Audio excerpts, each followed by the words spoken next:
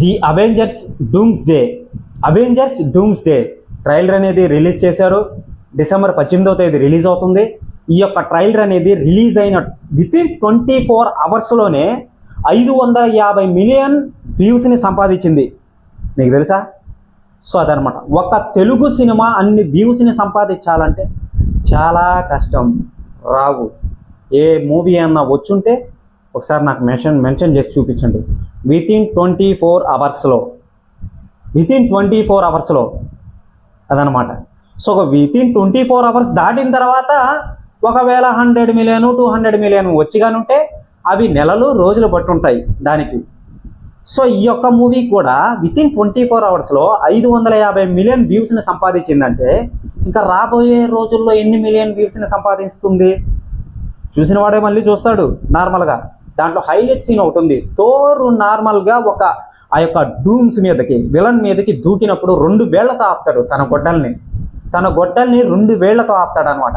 అది మంచి emotional action adventure. అది అటు సైడు థోర్కి సంబంధించిన ఫ్యాన్స్ చూస్తారు, ఇటు సైడ్ ఐరన్ మ్యాన్కి సంబంధించిన ఫ్యాన్స్ చూస్తారు అనమాట. ఇది ఫస్ట్ పాయింట్. దీనికి సంబంధించి ఆ ట్రైలర్లో చాలా మందిని తీసుకొని వచ్చాడు. ఫ్యాంటాస్టిక్ 4, ఎక్స్-మ్యాన్, మళ్ళీ వచ్చి గార్డియన్స్ ఆఫ్ ది గెలాక్సీ వాళ్ళు చాలామంది కనిపిస్తుంటారు అనమాట. సో వాళ్ళు వేరే వేరే యూనివర్స్ నుంచి వచ్చిన వాళ్ళు. దీన్నే మల్టీవర్స్ యూనివర్స్ అని అంటారు అనమాట. సో ఈ యొక్క అవెంజర్స్ టీము ఒక యూనివర్సు, ఎక్స్-మ్యాన్కి సంబంధించిన వాళ్ళు ఇంకో యూనివర్సు, ఫ్యాంటాస్టిక్ 4కి సంబంధించిన వాళ్ళు ఇంకో యూనివర్సు, గార్డియన్స్ ఆఫ్ ది గెలాక్సీకి సంబంధించిన వాళ్ళు ఇంకో యూనివర్సు, వకండాకి సంబంధించిన వాళ్ళు ఉన్నారనమాట. అది వేరే యూనివర్స్ అనమాట. సో ఇది వీళ్ళందరూ ఒక దగ్గర కలిసి ఒక యాక్షన్ అడ్వెంచర్ని తీస్తున్న సమయం ఈ యొక్క ట్రైలర్ రూపంలో వదిలారనమాట. సో దీనికి అవెంజర్స్ డూమ్స్ డే అని చెప్పి నేమ్ అనేది పెట్టడం అనేది జరిగిందనమాట. ఈ యొక్క ట్రైలర్ అనేది 550 మిలియన్ వ్యూస్ని సంపాదించింది. ఓకే, సో ఎవరైనా సరే ఛానల్కి కొత్తగా వచ్చినట్లయితే ఛానల్ని సబ్స్క్రైబ్ చేసి బెల్ ఐకాన్ని ఆన్లో పెట్టుకుని పోయా. నేను అతి కష్టపడి ఈ యొక్క వీడియోస్ని చేయడం అనేది జరుగుతుంది. సో ఇక చూసుకున్నట్లయితే దీన్ని భారీ బడ్జెట్తో నిర్మిస్తున్నారనమాట. దీని గురించి నీట్గా గ్యాదరింగ్ చేసి నెక్స్ట్ వీడియోలో చెప్తానండి. ఓకేనా? ఎవరూ మిస్ చేయొద్దు. ఎవరైనా సరే మన ఛానల్కి కొత్తగా వచ్చినట్లయితే ఏం చేయాలో మీకు ఆల్రెడీ చెప్పేశాను అనమాట. సో చూసుకున్నట్లయితే ఇక్కడ మెయిన్ ఒక అగ్ర హీరో అయిన ఒక ఐరన్ మ్యాన్ని, టోనీ స్టార్క్ని, అవెంజర్స్లో ఒక ఇంపార్టెంట్ క్యారెక్టర్ని, మెయిన్ హీరోగా ఉన్న అతన్ని విలన్గా చూపించడం అనేది మామూలు విషయమే కాదు అసలు. ఎగ్జాక్ట్లీ మన టాలీవుడ్లో ఇప్పుడు చిరంజీవి బాలకృష్ణ గారు ఉన్నారు. ఓకే, మన చిరంజీవికి బాలకృష్ణ గారికి ఒక యాక్షన్ అడ్వెంచర్ పెడితే ఎలా ఉంటుందండి, ఒక ఫైట్ సీన్ పెడితే ఎలా ఉంటుంది, సేమ్ అంతే. అక్కడ కూడా అంతే. అందువల్ల ఈ యొక్క అవెంజర్స్ డూమ్స్ డే అనే ట్రైలర్ అనేది, మూవీ అనేది అంత హైప్ అనమాట. సో ఇక్కడ మనకు ఈ యొక్క హైప్ అనేది మామూలు విషయం కాదు అసలు.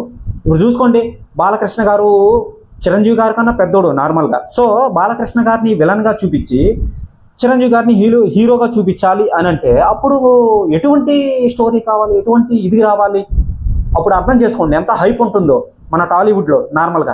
సేమ్ అదే విధంగా అక్కడ ఉందన్నమాట.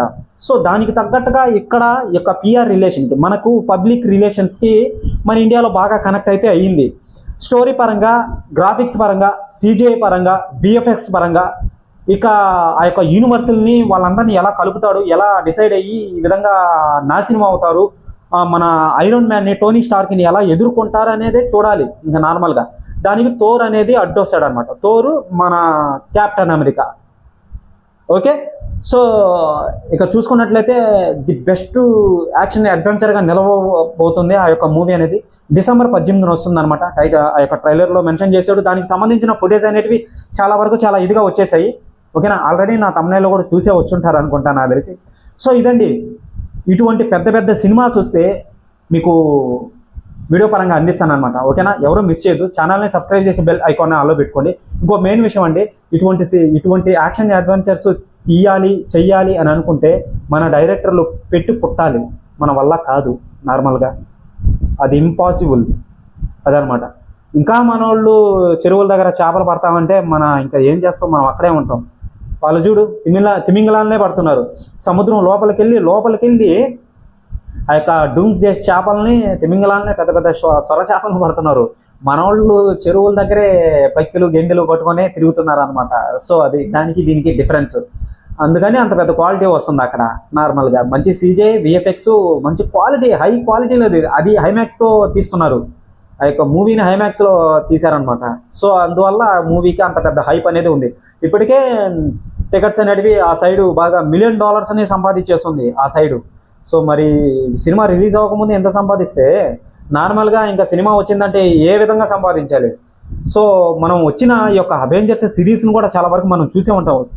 అవెంజర్స్ ఎండ్ గేము, ఇన్ఫినిటీ వారు, సో అల్ట్రాటోను, మళ్ళీ వచ్చే అవెంజర్స్ 1 అవన్నీ చూసే ఉంటారనమాట. Hulk, spider man, iron man, captain America వీళ్ళందరినీ మీరు చూసే ఉంటారనమాట అవెంజర్స్లో. మళ్ళీ హిస్టరీని రిపీట్ చేస్తుందండి నార్మల్గా, ఓకేనా.